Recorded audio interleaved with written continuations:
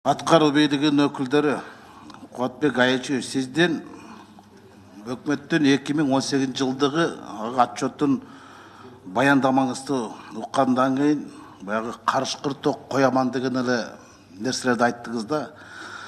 Сиздин баяндамаңызга караганда бардыгы жакшы экен, бардык жакта өсүш бар экен. Сиз мунун сандар менен айтып кеттиңиз, мен муну саясатта айтып кетейин да. Кыргыз Республикасынын өкмөтү 2018 жылдагы өзүнө алган жүктү же болбосо милдетти аткарган жок. Сиздер киреше бөлүгүн боюнча бюджет боюнча мыйзамды аткарган жоксуздар. 6,5 миллиард сомго акчаны аз жыйнадыңар. Кыргыз Республикасынын өкмөтүнүн негизги милдети бул жумушсуздукту жана жакырчылыктын деңгээлин төмөндөтүү, айлык маянанын, пенсия пособиянын төлөмүн көбөйтүү. Мына ушул милдет сиздерде да. Анан кантип сиздер бүгүн карандай калп менен фактылар менен отчет берип атасыңар. Сиздер отчет бергенде эле таянат экенсиңер 2017 жылга салыштырмалуу деп. 2017 жыл отчет бергенде 2016 жылга салыштырасыңар. 2016 жылы 2014 жылга салыштырмалуу деп эле көбөйтүп келатасыңар да. Бул деген эми чын айтканда карапайым калк үчүн бул калп отчет да.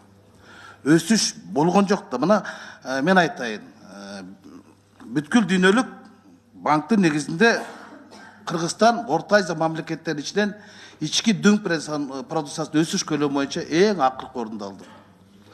Түркмения 6%дан ашты ИДПнын көлөмү, Өзбекстан менен Тажикстан 5%дан ашты, казактар 4%га жакын, кыргыздар 3%дин тегерегинде болду.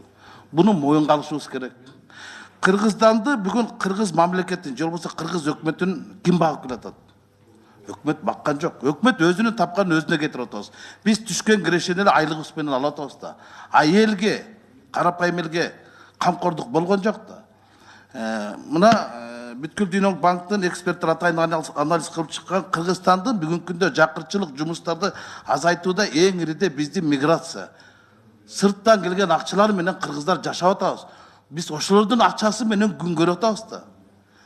Былтыркы жылы 2 миллиард 658 миллион келген. Анда мурунку жылы 2 миллиард 500 миллион доллар Россиядагы биздин 800 миң жаран акча которушкан. Ошонун эсебинен биз жакырчылыкты, жумушсуздукту жоюп келе атпайбызбы? 2014-2015 жылдары Россияда катчылыктан биздин жумушсуздуктун саны 1,5% өсүп кеткен. Мен бул фактылардын баарын айтып атам. Анан кийин өкмөт айтып атпайсыңарбы? Биз дүйнөдө бир дагы мамлекет жок экен Кыргызстандан башка ошол мигранттарга каржысына көз каранды болгон. Биз акыркы 2 жылда дүйнөдө 1-чи орунда турат экенбиз, 2-чи орунда Тонга, 3-чү орунда Тажикстан турат экен. Эң көп биздин акча ошо миграциядан которгон акчанын көлөмү ошо тышкы миграциядан келет экен да. Тышкы миграциядан келген акчалардын көлөмү биздин чыгаш өкмөттүн чыгаша бөлүгүнөн 100 эгер 61 миллиард сом болсо андан да ашып кетип атат. Бул факт да. Биз муну моюнга алышыбыз керек да. Мына салык кызматы менен бажык кызматы пландарды аткарышкан жок. А бүгүн отурушат. Эгер мыйзамды аткарбаган жетекчилер, планды аткарбаган жетекчилер кетиш керек эле кызматтан. Булардын жоопкерчилиги каралыш керек да. Эмне үчүн каралбайт? Эмне үчүн аз чогултулду? Жооп бере албайт? Айтыңызчы, бажык кызматы барсыз бул жерде? Былтыркы жылдын январь, февраль, март боюнча көлөмү канча эле? Бажы салыктарын чогултун пайыздык. Рыскелди Чыныбекович, мен толугу менен айтып кетейинби? Жок, мен сизден түз суроо берип атам, түз жооп бериңиз, буйтактабай. Январь, февраль, мартты сурап атам. 1-чи квартал.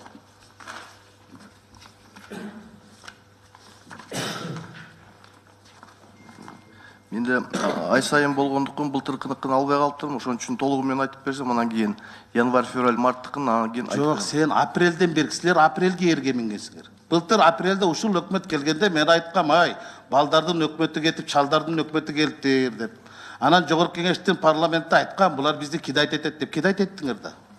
Бюджетти аткарган жоксуңар да. Анан силер баягы атасы болушчактын баласы ыйлак дегенде болуп даттан эле барып атпайсыңарбы? Мына бюджетти Сооронбай Шарипович коргоп берди, көпчүлүк коалициясы колдоп берди, силер эми жылга отурасыңар уже, өтөт депчи.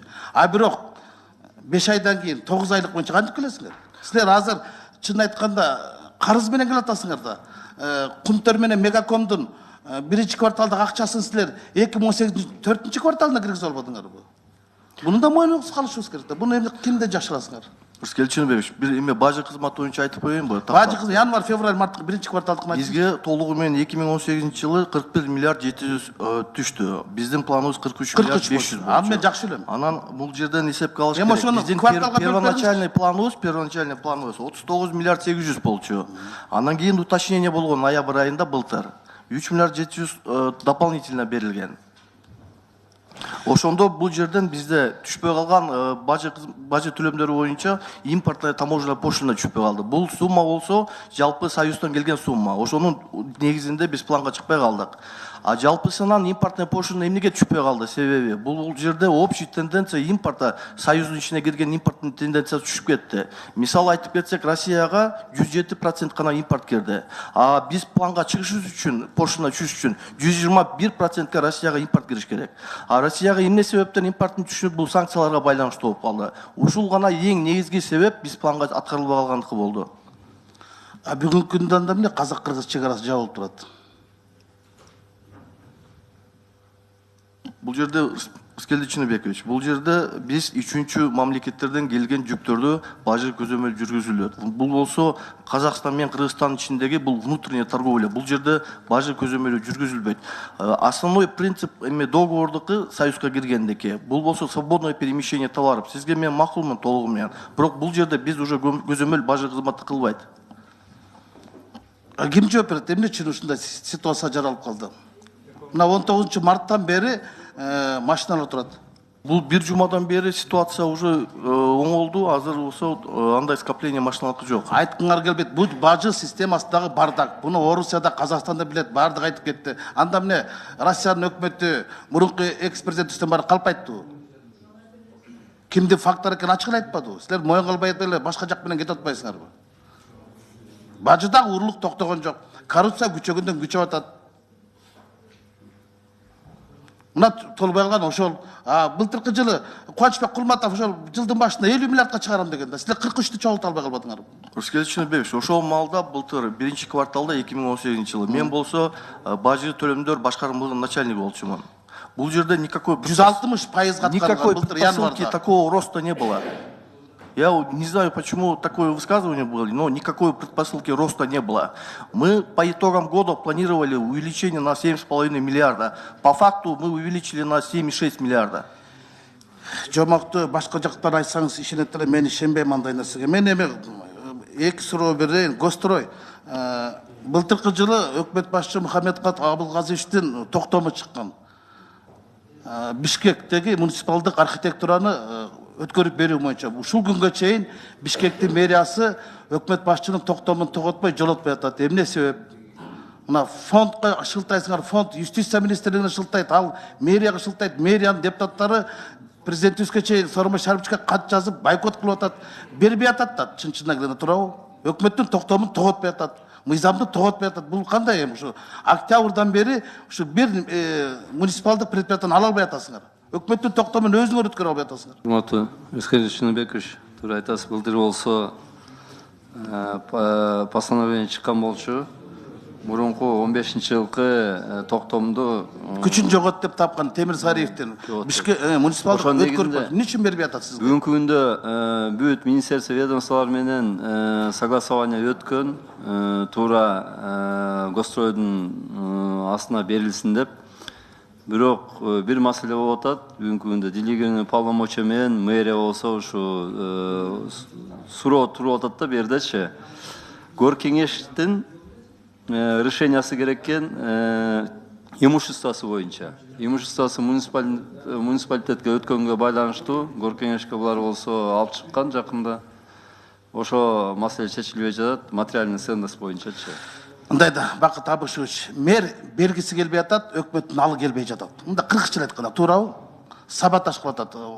Кубатбек Айылчевич, ушуну өзүңүз жазып алсаңыз, юстиция министрлиги бүгүнкү чейин буларга сертификат, лицензиясын бербей атат. Эми 6 айдан бери ала албай атат. Өкмөттүн токтомун эч ким атат. Экинчи, транспорт министрлиги. Сиздер өткөндө мен айттым да, ошо жанагы Бишкек Кара-Балта жолундагы айлык маяна жөнүндө мен эсеп палатасынын маалыматына таянып айтсам bir сааттан кейін оперативно кылтырып мени жалганчы кылып чыгарыпсыңар да, жок, арды завгар деген $1000 алат, заправщик деген $800 алат деп. Мына жерде Акипресске чыккан. Силер эгер кыйын болсоңор, Минтранс ошону сот койгула. Бул жерде жазылып жүрбөйбү? Мынакей зарплата, ответственность за техсостояние 10 автомашин подрядчика по участку дороги Бишкек-Карабалта составляет $11,5 тысяч дейт.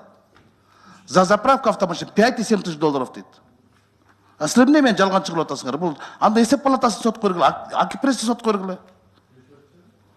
Силер акырын пресс-служба Минтранс Момбековтун айткандары не соответствует действует депчи. Эмне берип атасыңар силер? Мы уточнили вашу информацию, потому что эта сумма заработная плата за 7 месяцев. Это заработная плата не за 1 месяц. Сиз ошону уточнить эткен алда артыңызда турган счетный палатадан айтыңыз. Алар они указали, но без там у них в отчете нет, что это плата за месяц. Экинчи маселе, бир минут сурайм. Но талас-тарас жолунда 3-чү фазасы бүтті да. Мына ошол жерде чакырыяппы. Директору Йылмаз Хун Эртугрул деген түрктүн жараны турабы. Ал Баткен Исфана жолунда салган. Менде Ички иштер министринин орун басары Каниметовдун Финполдун орун басары Абдылдаевге жазган каты турат. Бул эл аралык издөөдө жүргөн аферист мошенник экен го. Интерпол аркылуу издөөдө жүргөн киши Кыргызстанда жолдорду салып атат да. Мына Эртугрул, бул Эртугрул болсо түркчө бизде Эргул экен да. Эл аралык издөөдө жүрүптүр да бул. А биз болсо миллиондогон тендерлерди берип койдук. А бул болсо тендерди алганда субподрядчик көргөн, субподрядчиктер акчасын ала албай жүрөт. Талас-тарас суу самыр жолунун 3-чү фазасында 1 километр жерди асфальттын албай үстүнөн алып кеткен. Ошол жерге Минтранс менен чогуу биргеликте $1 миллион акчаны чыгарып кеткен. Башкы прокуратура кылмыш ишин козгогон, а бирок иш ордунан козголбой турат. Иш ордунан козголбой турат. Мына турат, эл аралык издөөдө Өзбекстан жарыялап тур. Туркиядан да качып жүргөн экен. А бизде свободно 2 чоң тендерди утуп алды. Кыргызстан менен аферисттердин мамлекети. Карабайсыздарбы ушундайларды? Мен тендер талас-тарас суу самыр башталып атканда андай маалымат болду болгон жокпу аны билбейм.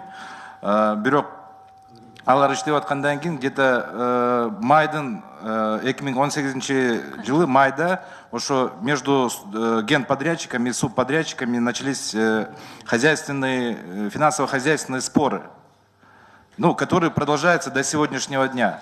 А бул компания